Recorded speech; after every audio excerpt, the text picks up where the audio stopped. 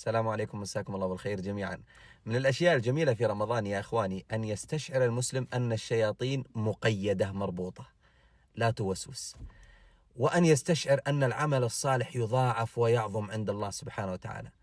فهذه فرصتك أيها الصائم، 30 يوم وليلة أبدع فيها بالعمل الصالح، استكثر من الأعمال الصالحة، تلذذ، تفنن في العبادات، صلاة ضحى وقيام ليل، نوافل مطلقة، حرص على الصلوات، جلوس في المساجد، كثرة ذكر الله سبحانه وتعالى في الليل والنهار، فتح المصاحف والإقبال على قراءة القرآن، كثرة الدعاء، الصدقات. افعل أي عمل يقربك إلى الله سبحانه وتعالى، تفنن، تنوع في العمل الصالح. الشياطين مقيدة لا توسوس لك، والأعمال الصالحة تضاعف وتعظم في هذا الشهر الكريم، فاغتنم هذه الفرصة.